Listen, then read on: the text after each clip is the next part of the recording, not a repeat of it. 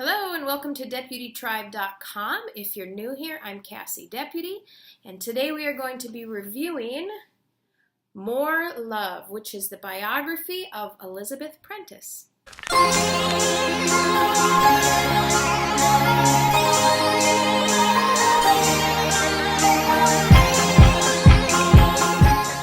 Welcome back to DeputyTribe.com. Today we're going to be reviewing this biography of Elizabeth Prentiss. This is made by Christian Focus.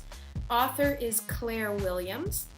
It is part of the Trailblazer series, over 50 biographies of Christians throughout history. And this is one of their newer ones, most recent biographies. This book has, it's pretty short. As you can see, it's got about 121 pages. So this whole part is her biography. This last part has a section called Thinking Further Topics, and it goes chapter by chapter, and it gives you some more things to discuss or to research or to challenge you in your walks with the Lord.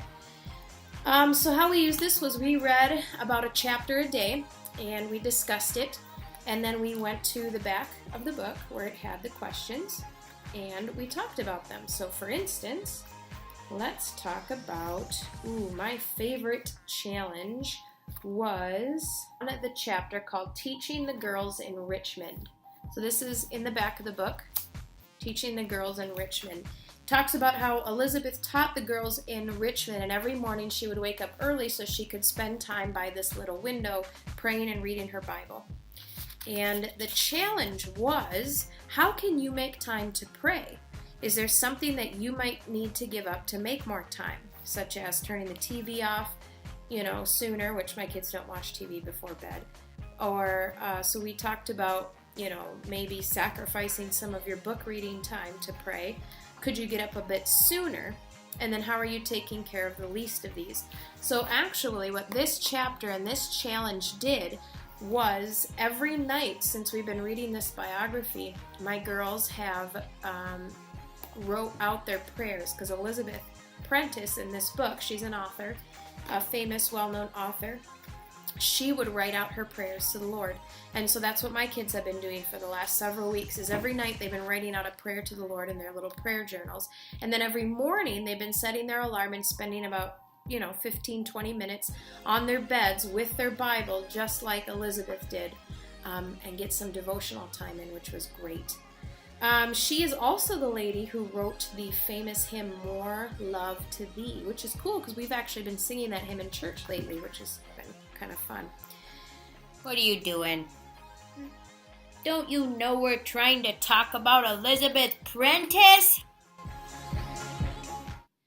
So what we thought about this book, I liked it. It was a little bit confusing to follow the timeline because it jumps from when she's little with her parents all the way to the end of her life.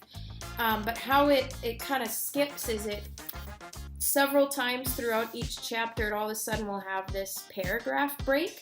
And it'll jump to either several years later, several months later, a few days later. Like it's kind of like a guessing game as to where we're at now. And this was tricky while reading out loud because, we're reading, we get to was not every parent's wish that their children would go beyond what they ever could? Eventually, Annie had felt she'd wished she'd go for a walk. Okay, so there's no way of verbally indicating, okay, we're jumping ahead in time and I don't know how far ahead, so hold on, you know what I mean?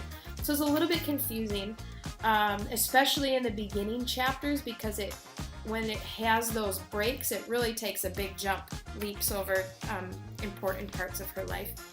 But other than that, I liked how short it was and how it covered her entire life in this very small booklet. So that was really cool.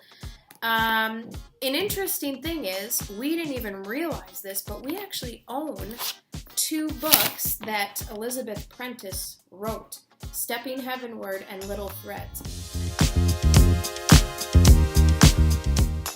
And I believe it mentions her writing. I know it mentions her writing this book, but I believe it mentions her writing this book in her biography.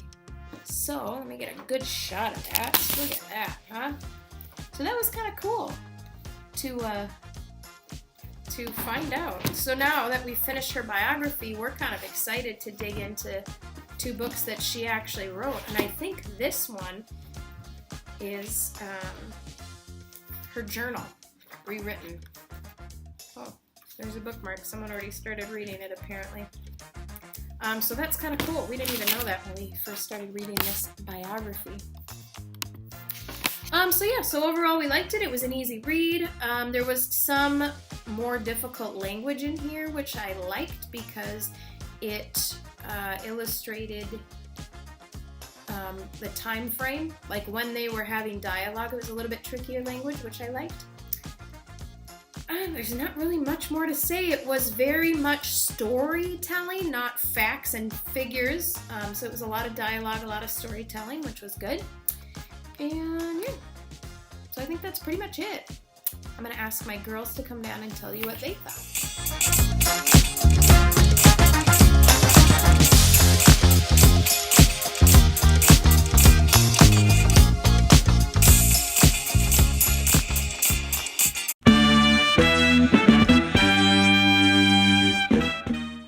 I learned that Elizabeth Prentiss wrote most of the Lamplighter books in our bookshelf. Yep. And my favorite challenge was the one where we think of a time that we were really disappointed. And who's Annie? Annie is Elizabeth Prentiss' daughter. Okay. And she wasn't able to go to Paris with her dad, so was she disappointed? Yes. How did she handle that? She didn't say anything. So she didn't want to cry? No, she didn't want to cry. So she didn't want to cry, but she didn't. She wanted to, you said? Mm-hmm. Okay. So how did that influence you?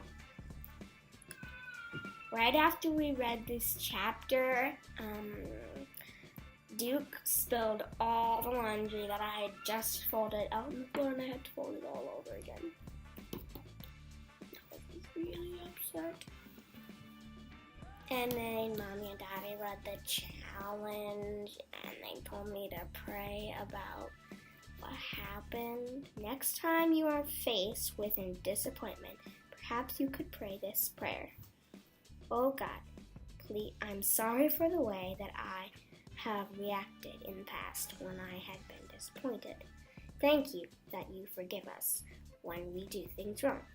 Please help me now. I'm feeling like things aren't what I had hoped for or wanted. Please help me to be patient, kind, and understanding, and to turn to you when I am finding that hard. Amen. There was a challenge that they were doing because the verse was look out for the least of these. And Elizabeth looked out for Ruth. Your own story. She could not talk fully, so that's how girls didn't really like to play with her. She stuttered, didn't she? Yeah. Yeah. And so Elizabeth took care of her. And that really encouraged me because I decided to play with a girl at church that nobody else really played with. Nice. So you read that and then you went and applied it. Very good. Anything else? When they were picking berries, Elizabeth and her 2 kids, and Minnie was like just learning to talk, and she was singing. Who's Minnie? Her daughter. Yeah. Annie and Minnie. And she was walking around, she was eating the berries instead of putting them in the pot that she had. Yeah. And so Elizabeth told her to put it in the pot. And so she walked around singing, put it in the pot, put it in the pot, put it in the pot. That's funny. And then Annie, her older sister, was like, pot, not pop. That's funny. You say it. No, you explain it. No, but you say it. Well, she wrote things like stories, poems, and letters, and Encourage. me to write a poem, and it said, Jesus loves me, can't you see? I love Jesus. Yes, I do. And He's loved me too. Nice. That's so good. I love you. So one last thing I forgot to mention is in this book, there is also a page that has a timeline of Elizabeth Prentiss's life. So as you can see, she was born in 1818 and died in 1878. She had a very tragic life, and everyone around her died, which was super sad. So we talked a lot about death, and there was a lot of, it just seemed like tragic thing after tragic thing after tragic thing. But it was a lot of good lessons on how God is still good in spite of the trials that we walk through, and how we can see His hand and His blessing, and how we can choose to be thankful for the things that the Lord has given us, and realize that everything we have is from Him and for Him, and for Him to do as He pleases. And Elizabeth also endured the mundane life of like daily parenthood, of cleaning and cooking and doing laundry, and she writes a lot about her struggle in finding joy and contentment and fulfillment in serving the Lord in the mundane things that a mom usually has to endure. So it was very encouraging in that. And if your family is facing any sort of trials or not, this is a really good book to teach your children about suffering and how people who love God also suffer. And suffering is not a punishment. Suffering is not even necessarily a bad thing. It's something that draws us closer to the Lord. And when the loved ones around us die, they are happy in heaven, and they're healed there. So it gives a really good perspective of death and life and what we have and how they are all the Lord's possessions. So thanks for tuning in. Go ahead and hit subscribe below. Give this video a thumbs up. Go visit deputytribe.com and subscribe to our monthly newsletter. In the description below, I will include links to this book, this publishing company, and you can also read some other reviews from my crewmates. Let's see how many other crewmates did books. There's 50 of us that did books. Elizabeth Prentiss was one of the books. God is Better Than Trucks, God is Better Than Princesses, Big Bible Science. I think those are the 3 books that we did besides this Elizabeth Prentiss book. So go ahead and check that out in the description below. And thanks for listening. God bless.